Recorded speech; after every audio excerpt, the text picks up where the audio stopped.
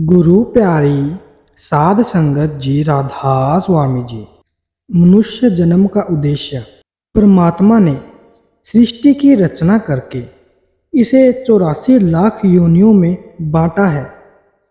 कई लाख प्रकार के वृक्ष, कई लाख प्रकार के कीड़े पतंगे, कई लाख प्रकार के पक्षी, कई लाख प्रकार के पानी के जीव, कई लाख प्रकार के पशु, कई लाख प्रकार के भूत प्रेत, यक्ष, किन्नर, गंधर्व, देवी देवता, इंसान आदि। हम अपने कर्मों के अनुसार इस 84 के जेल खाने में फंसे हुए हैं। हमारी आत्मा परमात्मा से मिलकर ही इस जेल खाने से निकल सकती है और परमात्मा हमें यह मनुष्य चोला केवल इसीलिए बख्शता है कि हम उसकी भक्ति करके देह के बंधनों से छुटकारा प्राप्त कर सकें। अगर मनुष्य के चोले में आने का कोई लाभ है तो सिर्फ यही है, इस चोले को यह फक या गौरव प्राप्त है कि इसमें बैठकर परमात्मा से मिलाप किया जा सकता है। गुरु अर्जुन देव जी समझाते हैं, इसी प्रकार हमें सत्संग में समझाया जाता है। लख 84 जोनी सबाई, मानस कऊ परभ दी वड्याई। इस पौड़ी ते जो नर चुकै, सो आए जाए दुख पाईदा। परमात्मा ने इंसान के जामे को सबसे ऊंचा रखा है।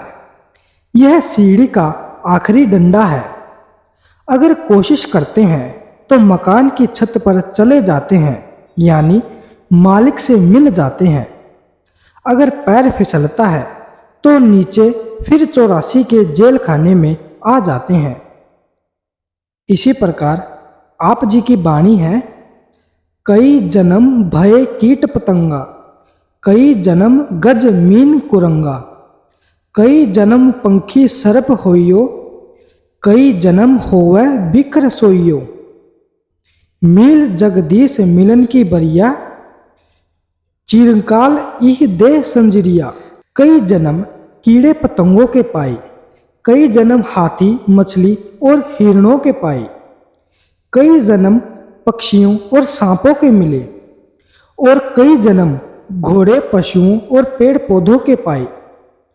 काफी समय के बाद परमात्मा ने अपनी भक्ति के लिए अब यह इंसान का जामा बख्शा है। हमें इससे पूरा फायदा उठाना चाहिए।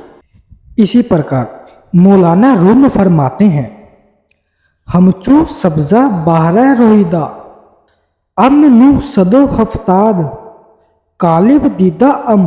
अर्थात वनस्पति की तरह मैं कई बार पैदा हुआ हूँ और 970 शरीर में बैठक और 970 शरीर मैंने देखे हैं। एक और फकीर फरमाते हैं, गाहे शजर दर बाग हा, गाहे समर बर शाख हा। कई बार मैं घास और सब्जी की तरह पैदा हुआ हूँ और सैकड़ों शरीर मैंने देखे हैं। कभी बाग में दरखत बना हूँ, कभी दरख्तों पर फल बनकर लगा हूँ। ऋषि मुनियों ने मनुष्य देह को नर नारायणी देह कहकर बयान किया है। मुसलमान फकीर इसे अशरफुल मखलूकात कहते हैं और यहूदियों का ख्याल है कि परमात्मा ने हमें अपनी खुद की शक्ल पर बनाया है। आप जी फरमाते हैं, कबीर मानस जन्म दुर्लभ है, होए न बारे बार, जीव बन फल पाकै भुए, गिरह बहुर न लागै डार। जिस तरह वृक्ष से फल पककर नीचे गिरता है तो वह फिर वृक्ष से वापस नहीं जुड़ सकता, इसी तरह अगर हम इंसान के जामे को अब व्यर्थ गवा बैठेंगे तो फिर यह अवसर बार बार नहीं मिलेगा। स्वामी जी महाराज भी यही उपदेश देते हैं, मिली नर देह यह तुमको, बनाओ काज कुछ अपना, बचो मत आए इस जग में, जानियो रैन का सुपना। देह और ग्रह सब झूठा, भ्रम में काहे को खपना। यह इंसान का जामा परमात्मा ने हमें अपना काम करने के लिए बख्शा है। अपना काम वही है जो हमें वापस ले जाकर परमात्मा से मिलाता है। वह काम परमात्मा की भक्ति है। यह दुनिया एक रात के सपने की तरह है। इसकी कोई असलियत नहीं है। इसे देखकर यह नहीं भूलना चाहिए कि जो कुछ भी हम आंखों से देख रहे हैं, जमीन जायदाद, धन दौलत, रिश्तेदार और यहाँ तक कि हमारा शरीर भी एक दिन हमारा साथ छोड़ देगा।